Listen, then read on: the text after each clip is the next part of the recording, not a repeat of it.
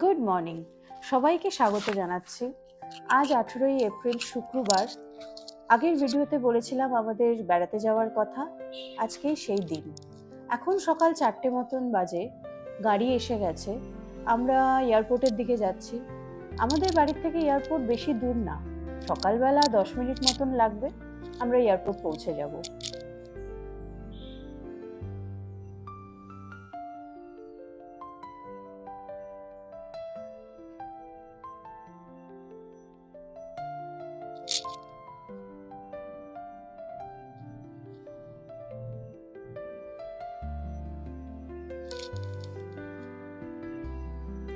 আমরা ঢুকে গেছি এয়ারপোর্টে, নেতাজি সুভাষচন্দ্র বোস ইন্টারন্যাশনাল এয়ারপোর্ট। আমাদের ফ্লাইট কলকাতা টু নিউ দিল্লি 6টা 10-এ।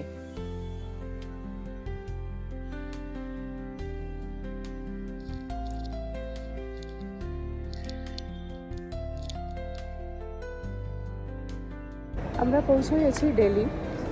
অনেকটা টাইম লেগে গেল, কারণ ফ্লাইট ল্যান্ড করতে করতে অনেকটা টাইম লাগিয়ে দিল, যেটা শিডিউল টাইম ছিল তার থেকেও বেশি। তো এখন ওয়েট করছি আমাদের গাড়ির। ড্রাইভার ফোন করেছে, এসে যাবে। কোথাও একটা ব্রেকফাস্ট করব, তারপর আমরা হরিদ্বার যাব ডিরেক্ট।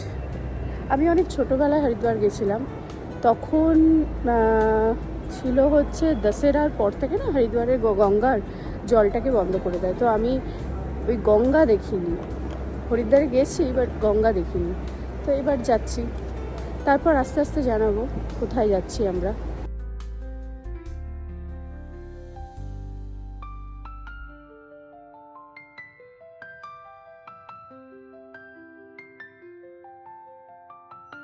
এয়ারপোর্ট থেকে বেরিয়ে সামনাসামনি একটা জায়গায় ব্রেকফাস্ট করে আমরা বেরিয়ে গেছি হরিদ্বারের উদ্দেশ্যে। দিল্লি থেকে হরিদ্বার যেতে সময় লাগবে প্রায় 6 ঘন্টা মতো, একটু বেশি হয়তো লাগবে, কারণ রাস্তায় লাঞ্চের ব্যাপার থাকবে বা কোথাও একটু দাঁড়াবো, এইভাবে মানে রোড জার্নিতে যেরকম হয়। তো যেতে 6 থেকে 6.5 ঘন্টা আমরা ধরেই চলছি যে এই সময়টা আমাদের লাগবে।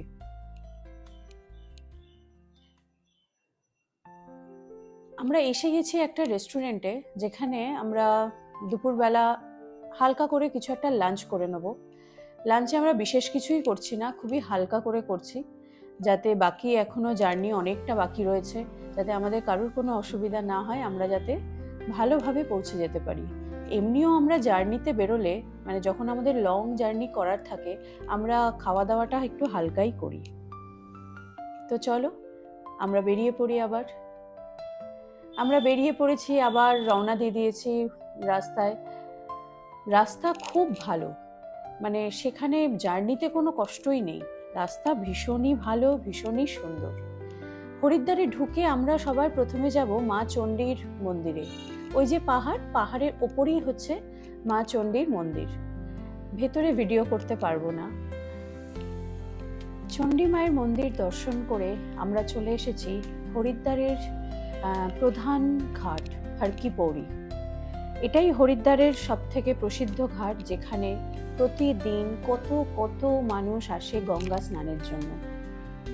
হরিদ্বার এমন একটা শহর যাকে ভারতবর্ষের প্রাচীনতম শহরও বলা যায়।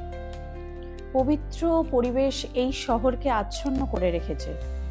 বলা হয় এখানেই নাকি দেবী গঙ্গা শিবের জটা থেকে মুক্তি পেয়ে পৃথিবীতে নেমেছিলেন।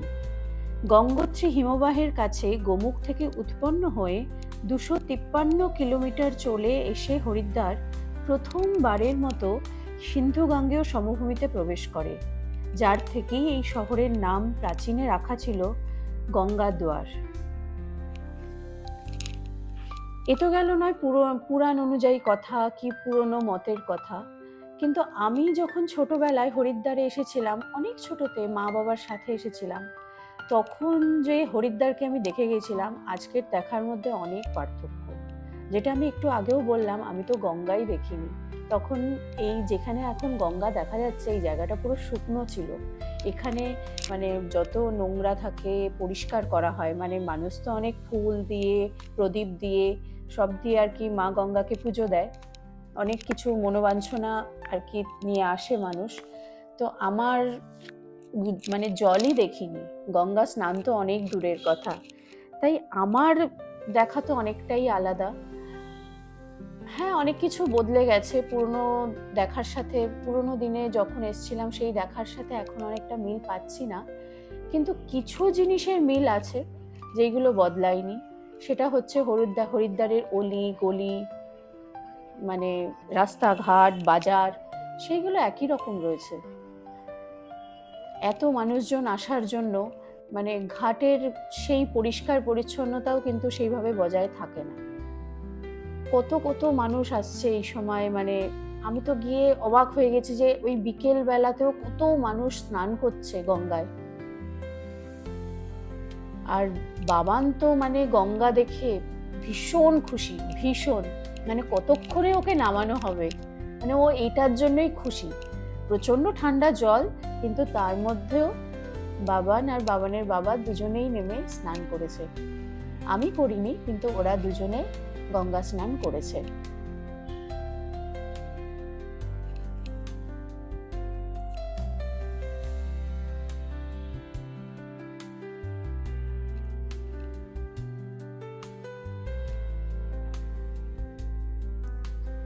হরিদ্বার হরিদ্বার হলো ভারতের 4টি সেই স্থানের মধ্যে একটি, যেখানে প্রতি বছর না, প্রতি 12 বছরে একবার মহাকুম্ভের আয়োজন হয়ে থাকে। কুম্ভের ইতিহাস সম্বন্ধে তো আমরা সবাই মোটামুটি জানি, মানে কম বেশি তো সবাই জানি কুম্ভের ইতিহাস কি। সেটা নয় অন্য কোনো ভিডিওতে কোনো সময় আলোচনা করব। আর এখানে সবাই খুব প্রদীপ, শালপাতায় ফুল দিয়ে প্রদীপ জ্বালিয়ে পুজো দিচ্ছে, যদিও আমি খুব একটা এর পক্ষপাতী নই। তারপর যেটা হরিদ্বারের মূল আকর্ষণ, হরিদ্বারের সন্ধ্যা আরতি, যেটা দেখতে প্রতিদিন যে কত মানুষ আসে সেটা হিসাব করে বোধহয় বলা যাবে না। আমরাও দেখতে বসে গেছি। যে সন্ধ্যা আরতিটা আমি আগের বার ভালো করে দেখতে পারিনি, তাই এবার মন ভরে দেখব সেই মনোবাঞ্ছনা নিয়েই এসেছিলাম। সন্ধ্যা আরতি শুরু হয়ে গিয়েছে, চলুন আমরা সবাই দেখি।